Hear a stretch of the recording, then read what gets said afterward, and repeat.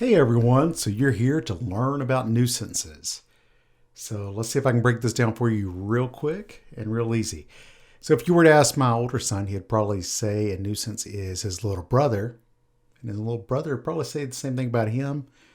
And they might both be right sometimes, but that's not what we're talking about here. So you'll learn about nuisances in business law and funeral service law, as far as mortuary school goes. And a nuisance is one landowner doing something with their land or using their land in a way that is interfering with the public or another landowner's use of their property. It becomes a nuisance. Okay, so there's two different kinds of nuisances that you're going to learn about, or that you have learned about. You got a nuisance per se and a nuisance in fact. Now, a nuisance per se is always a nuisance. No matter where it's located on this big world, it is always going to be a nuisance. For example, one of our textbooks say a nuclear power plant.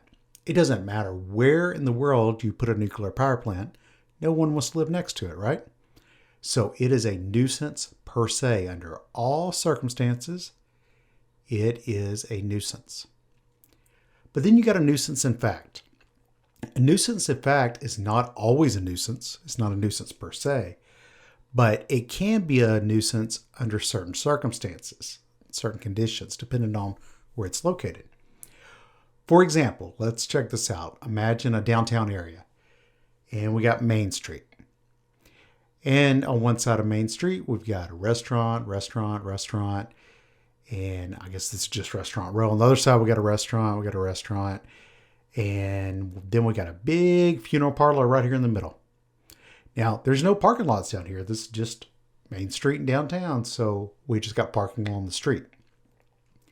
So imagine if we have a big visitation at this big funeral parlor here, and nobody's going to have a place to park to go eat and all these restaurants. Therefore, that would make this funeral parlor potentially a nuisance in fact because of where it is and because of the parking. There's other things that can make it a nuisance in fact, but that's just one example. So a funeral home is never a nuisance per se, but it can be a nuisance in fact based on the fact of where it's located. Now you know all about nuisances. If you have a test coming up, I wish you the best of luck. If you found this helpful, please leave a like below.